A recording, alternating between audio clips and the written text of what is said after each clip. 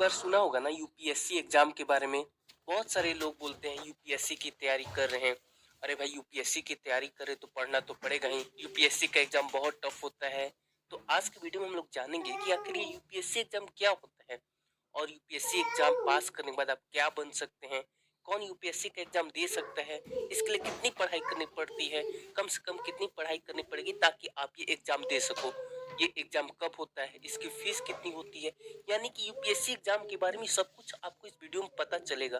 तो अगर आप यूपीएससी के एग्जाम के बारे में जानना चाहते हैं तो आपको ये वीडियो जरूर देखना चाहिए। इस वीडियो में आपको बहुत कुछ जानने को मिलेगा। यूपीएससी के बारे में जानना है तो सबसे पहले शुरुआत करते हैं इसके फुल फॉर्म से। आखिर यूपीएससी का फुल फॉर्म क्या होता है? तो दोस्तों यूपीएससी का फुल फॉर्म होता है यूनियन पब्लिक सर्विस कमीशन, जिसे हिंदी में कहते हैं संघ लोक सेवा आयोग। दोस्तों ये एक तरह का नेशनल लेवल का एग्जाम होता है।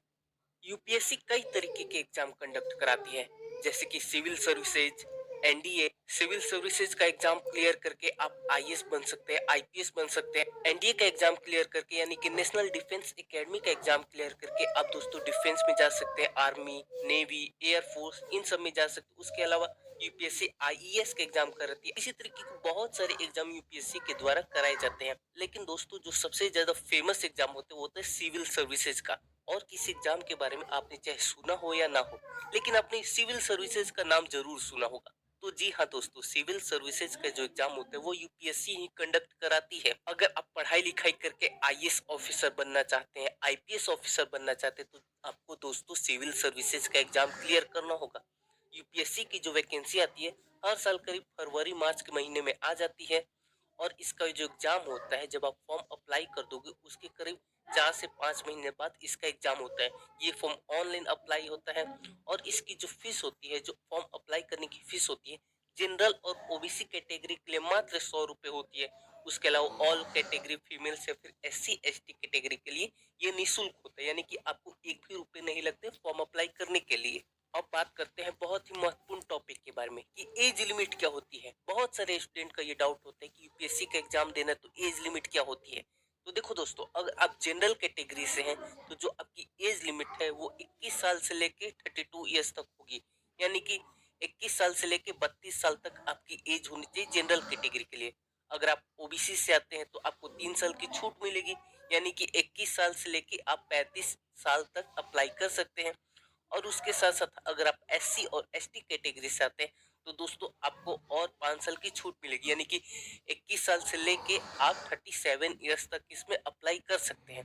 अब बारी आती है कि कौन कितनी बार अप्लाई कर सकता है। ऐसा तो नहीं कि 21 साल से लेके 32 साल तक हर साल आप अप्लाई कर सकते हैं। जी नहीं दोस्तों, ऐसा नहीं है। इसमें भी कैटेगरी वाइज थोड़ा सा इसमें डिफरेंट है। अगर आप जनरल कैटेगरी के स्टूडेंट हैं तो आप यूपीएससी का एग्जाम 6 बार दे सकते हैं। जब तक आपकी एज लिमिट है तब तक आप 6 बार दे सकते हैं। उसके अलावा अगर आप ओबीसी कैटेगरी के स्टूडेंट हैं तो दोस्तों आप ये एग्जाम 9 बार दे सकते हैं। और उसके अलावा आप एससी और एसटी कैटेगरी के स्टूडेंट हैं तो जब तक आपकी एज लिमिट है तब तक आप ये एग्जाम दे सकते हैं। एक और चीज जो कि बहुत सारे स्टूडेंट के मन में कंफ्यूजन होती है कि अगर किसी ने यूपीएससी का फॉर्म अप्लाई किया और वो एग्जाम अटेंड नहीं कर पाया, यानी कि उसने एग्जाम नहीं दिया, तो क्या वो काउंट होगा या नहीं होगा?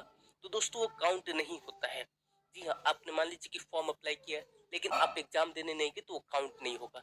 जो दूसरी बात आती है कि यूपीएससी का जो एग्जाम होता है ये 3 स्टेज में होता है। पहली होती है प्रारंभिक परीक्षा यानी कि प्रीलिम्स। उसके बाद प्रीलिम्स क्लियर करने के बाद आप मेंस में जाते हैं। अगर आप मेंस भी क्लियर कर लेते हैं तो आप जाते हैं इंटरव्यू में। तो बहुत सारे स्टूडेंट के मन में कंफ्यूजन होती है कि मान लीजिए कि ठीक है मैंने फॉर्म अप्लाई किया लेकिन एग्जाम देने में नहीं गया तो वो काउंट नहीं होगा। लेकिन तब क्या होगा अगर मैंने फॉर्म अप्लाई किया और मैं प्रीलिम्स दिया यानी कि प्रारंभिक परीक्षा दिया लेकिन मेंस नहीं दिया, तो क्या वो काउंट हो गया फिर नहीं काउंट होगा? तो जी हाँ दोस्तों, वो काउंट होगा। अगर आपने प्रीलिम्स दिया तब आपका वो काउंट होगा। मान लीजिए कि आपको 6 बार एग्जाम देना है, 9 बार एग्जाम देना है, तो आपका वो एक काउंट होगा। लेकिन अगर आपने फॉर्म अप्लाई किया और आप एग्जाम देने ही नहीं गए तब आपका वो काउंट नहीं होगा। ये चीज बहुत सारे लोगों को कंफ्यूजन होती है, लेकिन अब आपको क्लियर हो गया होगा कि क्या काउंट होगा और क्या काउंट नहीं होगा।